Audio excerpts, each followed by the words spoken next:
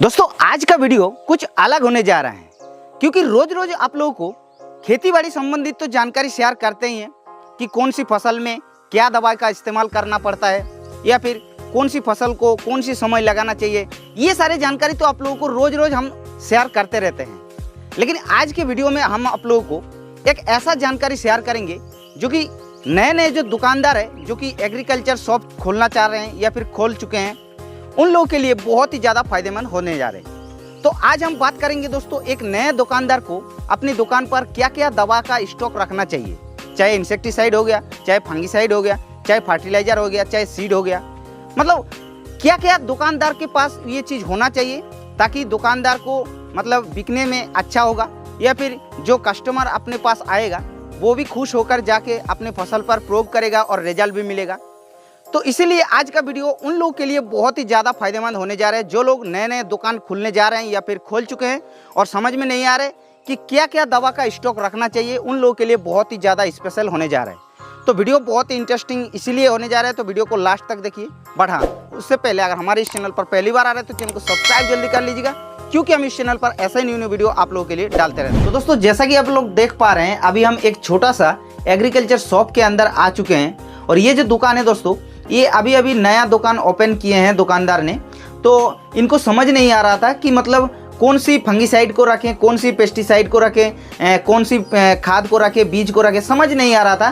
कोई कस्टमर क्या होता था, पहले आता था लेकिन उनको वो प्रोडक्ट नहीं मिलने के कारण वो लौट के चला जाता था, तो जिस वजह से दुकानदार को समझ ही नहीं आ रहे थे। और यहाँ पर जो अभी आप लोग देख पा रहे हैं कितने सारे दवा ऑलरेडी अवेलेबल है, लेकिन सभी के सभी ऐसा दवा रखा हुआ है कि कोई भी कस्टमर यहाँ से वापस लौट के नहीं जाएगा।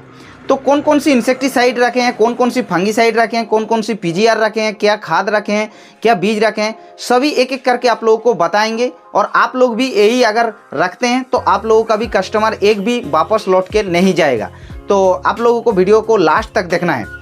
तो उससे पहले आप लोगों को थोड़ा सा हम यहाँ पर कुछ इंपॉर्टेंट बात शेयर करते हैं जो कि एक नया दुकानदार के लिए बहुत ही ज़रूरी है। और ये बात को अगर आप लोग अच्छे से समझ लेते हैं तो आप लोगों का भी कोई दिक्कत नहीं होगा, पूरे के पूरे कस्टमर जो है वो अपने पास ही आ जाएगा। तो क्या क्या वो पॉइंट है वो आप लोग ध्यान से सुन लीजिए। देखिए, पहला पॉइंट आप लोगों को ये ध्यान रखना है कि नए दुकान ओपन करने के बाद आप लोगों को दवा जो रखना है वो बहुत ही सोच समझ करके रखना है। क्योंकि पहले क्या होता है कि जो कंपनी वाला होता है वो लोग अपने यहाँ पे आते हैं दुकान के पास और पूरे के पूरे दवा मतलब गोडाउन में स्टॉक करवा देते हैं, जिस वजह से मतलब दुकानदार नए दुकानदार जो है वो बिक नहीं पाता है और वो मतलब डेट जो है वो एक्सपायर हो जाता है और पूरा मतलब लॉस में पड़ जाता है। तो ये चीज़ आप लोगों को ध्यान रखना है। मतलब पहले आप लोगों को क्या करना है कि 5-10 पीस करके आप लोगों को प्रोडक्ट रखना है, लेकिन सारे के सारे आपको अवेलेबल रखना है। जैसे कि फंगिसाइड हो गया तो फंगिसाइड बहुत सारे प्रकार की हो गया, तो 5 पीस 10 पीस ऐसे करके मतलब थोड़ा कम करके आपको रखना है। इंसेक्टिसाइड भी सेम ऐसा ही रखना है। तो इस तरीके से मतलब आप लोगों को ज़्यादा से ज़्यादा स्टॉक नहीं करवाना है, ठीक है। पहला पॉइंट हो गया। दूसरा पॉइंट क्या हो गया, दूसरा पॉइंट आप लोगों को दोस्तों छोटा फाइल आप लोगों को स्टॉक रखना है।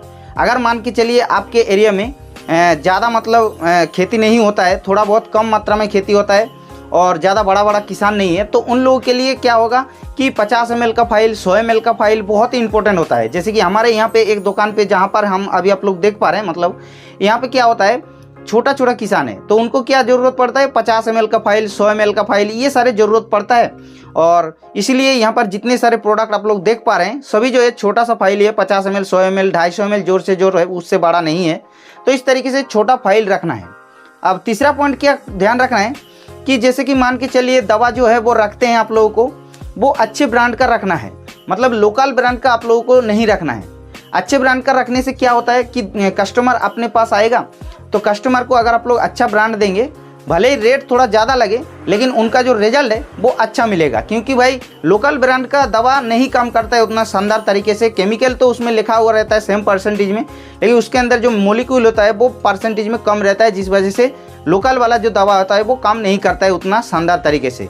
लेकिन अच्छे ब्रांड का जो होता है वो आपको प्रॉपर एकदम 100% जो केमिकल है, मोलिक्यूल है उसके अंदर वो रहता है, जिस वजह से रिजल्ट भी शानदार मिलता है। तो ये तो हो गया दोस्तों तीसरा पॉइंट। अब चौथा पॉइंट दोस्तों, सबसे इंपॉर्टेंट पॉइंट जो होता है, इसको आपको बहुत ही ज़्यादा ध्यान रखना है। क्या होता है, पहले तो आपको समझना है कि आपके एरिया में, आपके आसपास के जो गांव है वहाँ पर कौन कौन सी फसल की खेती ज़्यादातर होता है उसको पहले देखना है, क्योंकि उसी हिसाब से आपको दवा को रखने हैं। क्योंकि अगर आप लोग बोलेंगे भाई ये क्यों, देखिए आपका एरिया में मान के चलिए पत्ता गोभी की खेती होता है, तो पत्ता गोभी की खेती में क्या होता है, डायमंड बैकमोथ का प्रकोप ज़्यादा होता है, या फिर जो सफ़ेद मक्खी होता है उसका प्रकोप ज़्यादा होता है, सेमिल्यूपर जो होता है उसका प्रकोप ज़्यादा होता है।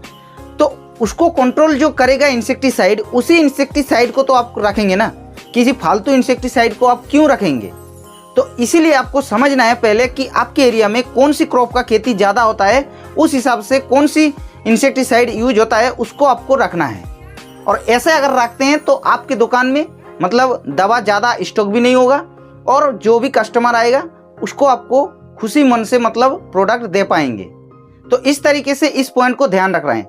और एक लास्ट दोस्तों पॉइंट है, वो आपको क्या करना है कि कंपनी तो बहुत सारा है, मान के चलिए एसिटामाप्रिड हो गया, एसिटामाप्रिड का तो बहुत सारी कंपनियों के पास केमिकल है, तो सभी को आपको नहीं रखना है, सिर्फ 2-3 ब्रांड का ही रखना है। ऐसे अगर करते हैं तो आपका ज़्यादा स्टॉक नहीं होगा। और एक पॉइंट आपको बता दे रहे हैं, मान के चलिए हर एरिया में क्या होता है, एक डिमांडेड प्रोडक्ट होता है। सब गांव में एक डिमांडेड प्रोडक्ट कैसे होता है, कोई भी फसल में किसी भी प्रकार की कीट अगर लगता है तो एक ही इंसेक्टिसाइड जो होता है उसको ही ज़्यादातर डालता है। जैसे कि हमारे इधर प्रोफेनोपोस्ट जो होता है 50% इसी, जो कि सेल्क्रोन नाम पर ज़्यादा चलता है। तो ऐसे ही हर एरिया में एक डिमांडेड प्रोडक्ट होता है और उसको आप लोगों को अपने दुकान पर एनी टाइम स्टॉक रखना है। इस तरीके से इस छोटे छोटे पॉइंट को ध्यान रखते हुए अपनी दुकान पर अगर आप लोग इस प्रोडक्ट को रखते हैं तो आपका कस्टमर एक भी वापस लौट के नहीं जाएगा। तो इस वीडियो में दोस्तों पूरा तो आप लोगों का क्लियर हो गया होगा। अगर आप लोग बोलेंगे कि भाई कौन सी इंसेक्टिसाइड को रखना है अपने दुकान में, कौन सी फंगीसाइड का रखना है, बहुत सारा तो प्रोडक्ट है, तो उसको अगर आप लोगों को जानना है तो क्या करना है, सेकंड वीडियो हम अपलोड करेंगे, जो कि उसके लिए आपको 25 से 30 कमेंट आपको नीचे करना है। अगर 25 से 30 कमेंट करते हैं तो इसके बाद नेक्स्ट वीडियो यानी कि 2-3 दिन 5 दिन बाद जो वीडियो आएगा उसी वीडियो में आपको वो सारे कवर करेंगे कि कौन कौन सी इंसेक्टिसाइड को रखना है, कौन कौन सी फंगीसाइड को रखना है, क्या पीजीआर को रखना है, क्या सीड को रखना है, क्या फर्टिलाइजर को रखना है, सब आपको उसी वीडियो में कवर कर देंगे। तो उसके लिए आपको क्या करना है, 25 से 30 कमेंट करना है। बाकी अगर वीडियो अच्छा लगा तो वीडियो को लाइक कर देना है, और अगर हमारे इस चैनल पर पहली बार आ रहे हैं तो चैनल को सब्सक्राइब जल्दी कर लीजिएगा, क्योंकि हम इस चैनल पर ऐसे न्यू वीडियो आप लोगों के लिए डालते रहते हैं।